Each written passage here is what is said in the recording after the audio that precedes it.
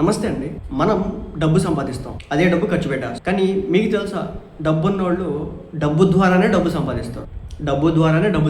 Warren Buffett ఎప్పుడు కూడా రాళ్ళు కొట్టలేదు, మట్టి ఎత్తలేదు, కూలి పని చేయలేదు, నాలి పని చేయలేదు. కానీ అతనికి అన్ని కోట్లు ఎట్లయినాయి అంటే ఇన్వెస్ట్మెంట్ చేయడం ద్వారానే.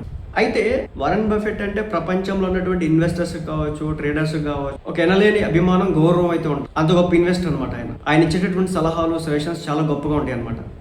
సో వారెన్ బఫెట్ పెట్టుబడికి సంబంధించినటువంటి ఇన్ఫర్మేషన్ ఒక 5 సూత్రాలని ఈ వీడియోలో చెప్పే ప్రయత్నం చేస్తాను. భవిష్యత్తులో ఇంకొని చెప్తాం, బట్ ఇప్పుడు ఒక 5 చెప్తాను. బేసిక్గా వారెన్ బఫెట్ ఏమంటాడంటే మార్కెట్ టైమింగ్ వద్దు, టైం ఇవ్వడం ముద్దు అంటాడు. అంటే మార్కెట్లో మీరు ఎప్పుడు కొనాలంటే బాగా పీక్లో ఉన్నప్పుడు కొనొద్దు, మార్కెట్ పడిపోయినప్పుడు కొను. స్టాక్ పడినప్పుడు కొనొద్దు, మార్కెట్ పడినప్పుడు కొను. స్టాక్స్ ఎప్పుడు పడతాయి? కొన్ని స్టాక్స్ వచ్చేసి మార్కెట్ బుల్లిష్గా ఉన్నప్పటికీ కూడా పడిపోతాయి. కొన్ని మార్కెట్స్ బేరిష్గా ఉన్నప్పుడు ఇంకా పడిపోతూ ఉంటుంది షేర్స్ అనేవి.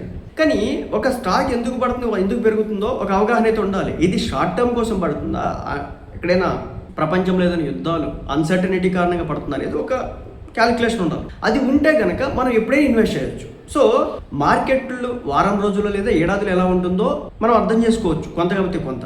అయితే మీరు తప్పనిసరి గుర్తుపెట్టుకోండి, స్టాక్ మార్కెట్ అనేది లాస్ట్ 5 years బ్యాక్ ఎంత ఉంది, ఇప్పుడు ఎంత ఉంది.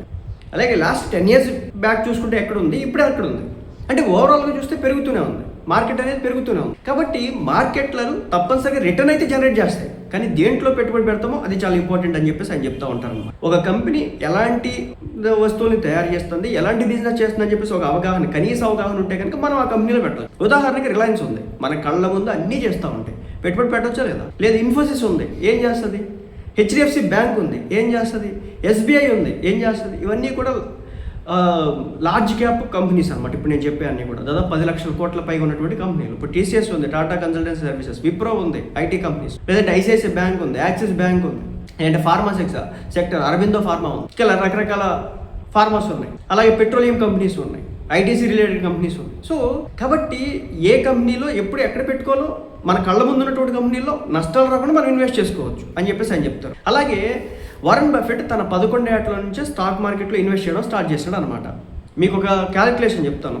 ప్రతి నెల కూడా 3,000 చొప్పున మనం ఇన్వెస్ట్ చేస్తే నిఫ్టీ 50, బ్యాంక్ నిఫ్టీ రిటర్న్ అనేది సంవత్సరానికి వచ్చేసి 12% రిటర్న్ జనరేట్ చేస్తుంది. ఒక సంవత్సరం కొంచెం కిందకున్న పైకున్న ఓవరాల్గా చూస్తే 12% రిటర్న్ జనరేట్ చేస్తుంది.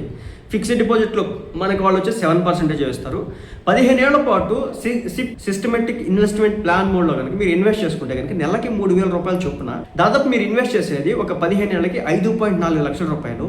కానీ మీ చేతికి వచ్చేది ఎంతో తెలుసా? 15 లక్షల పైన. 15 లక్షల పైన 12% అనుకుంటే, లేదు 11% వేసుకుంటే 10 lakhs మినిమం ఉంటుంది మీరు పెట్టే 5 lakhs ఇన్వెస్ట్. సో మంచి రిటర్న్ జనరేట్ చేయడానికి అవకాశాలు అయితే ఉంటాయి. ఇంకొకటి, ఎప్పుడైనా సరే మార్కెట్ కొన్ని పరిస్థితుల్లో పడిపోతాయి. ఇప్పుడు ఇరాన్ ఇజ్రాయెల్ యుద్ధం జరుగుతుంది, మార్కెట్ పడింది. అలాగే కరోనా వచ్చింది, పడింది. ప్రతి 10 yearsకి ఒకసారి ఒక పెద్ద అగాధం వచ్చింది కాబట్టి పడినప్పుడు మనం ఇన్వెస్ట్ చేస్తాం. ఓకే, నెక్స్ట్ ఏంటంటే simplicity is the best policy అంటాం. ఇప్పుడు మనం నిఫ్టీ 50 కావచ్చు, BSE 500 వంటివి కావచ్చు. సో బఫెట్ సూచనల ప్రకారం ఇండెక్స్ ఫండ్లలో పెడితే కనుక మనం ప్రాఫిట్లోకి వచ్చేస్తాం. Index fund, mutual funds index ఫండ్లో పెట్టుకుంటే కనుక మనం ప్రాఫిట్లోకి వచ్చేస్తాం. నిఫ్టీ గత 20 ఏళ్లలో సగటున 13% రిటర్న్ జనరేట్ చేస్తుంది అనమాట. సో యాక్టివ్ ఫండ్స్ కంటే కూడా మెరుగ్గా వచ్చింది. ప్రతి వ్యాపారం సమర్థవంతంగా నడవాలి, అలాంటి కంపెనీల్లోనే మనం కొనడానికి ప్రయత్నం చేయాలి. చివరికి ఏంటంటే చిన్న వయసులోనే ఇన్వెస్ట్మెంట్ చేయడం స్టార్ట్ చేయండి. 20 ఏళ్లలో ప్రతి నెల 1000 రూపాయలు చొప్పున ఇన్వెస్ట్ చేస్తే 40 ఏళ్లలో 10,000 చొప్పున పెట్టుబడి పెట్టాల్సి ఉంటుంది. కాబట్టి చిన్న వయసు నుంచి చేస్తే కనుక కాంపౌండింగ్ అనేది చాలా ఎక్కువగా ఉంటుంది. నెక్స్ట్ ఏంటంటే ప్రతికూల వార్తలు నమ్మొద్దు. ఏవైతే నెగిటివ్ న్యూస్ వస్తాయో వాటిని పట్టించుకోవద్దు. షార్ట్ టర్మ్కి అయితే పట్టించుకోవాలి, లాంగ్ టర్మ్కి అయితే పట్టించుకోవాలి. కోవిడ్ వచ్చింది, పోయింది. ఇరాన్ అమెరికా యుద్ధం జరుగుతుంది, పోతుంది. మళ్ళీ రేపోతే రష్యా అమెరికా యుద్ధం జరుగుతుంది, రష్యా యుక్రెయిన్ యుద్ధం జరుగుతుంది, మళ్ళీ పోతుంది. ఆడికి పోతుంది, భూమి మీద మనుషులు చచ్చిపోరు కదా. కాబట్టి ఆర్థిక మాంద్యం వచ్చిందని, ప్రపంచ యుద్ధాలు జరుగుతున్నాయని, సో అంతా మునిగిపోద్దని చెప్పేసి ఎవరైనా అంటే కనుక అలాంటి మాటలు వీలైనంత వరకు దూరంగా ఉండండి. దేశం ఎక్కడికి పోతూ ప్రజలు ప్రతిభ మరియు వనరులు అదృశ్యం కావు, కాలక్రమేణా దేశం విలువ పెరుగుతూనే ఉంటుంది అని చెప్పేసి ఆయన చెప్పడం జరిగింది. ఆయన 2వ ప్రపంచ యుద్ధం దగ్గర నుంచి ఇన్వెస్ట్ చేస్తూనే ఉన్నాడు. అప్పటి నుంచి ఎన్నో సంక్షేమాలు వచ్చినా మార్కెట్ మాత్రం ఎన్నో రెట్లు పెరిగిందనమాట. కాబట్టి ఆయన చెప్పే మాట ఏంటంటే ఇన్వెస్ట్ చేయండి, మంచి కంపెనీలు ఇన్వెస్ట్ చేయండి, లేదంటే కనుక ఫండ్స్లో ఇన్వెస్ట్ చేసుకోండి, బాండ్స్లో ఇన్వెస్ట్ చేసుకోండి. సో ఇన్వెస్ట్ చేసుకుంటే కనుక అది పెరుగుతుంది తప్ప తరగదు అని చెప్పేది ఆయన. అలా అని చెప్పేసి ₹2 2 షేర్లో మాత్రం ఇన్వెస్ట్ చేయకండి, గొప్ప కొలుతున్న కంపెనీలు ఇన్వెస్ట్ చేయకండి. చాలా కంపెనీలు ఉన్నాయి, కుప్పకూలిన కంపెనీలు కూడా. ఎప్పుడైతే ట్రెండ్కి తగ్గట్టు ఒక కంపెనీ ఎవాల్వ్ అవ్వట్లేదంటే ఆటోమేటిక్గా పడిపోద్ది. అలాంటి కంపెనీ నుంచి బయటపడి, అది వారన్ బఫెట్ గారు చెప్పాము.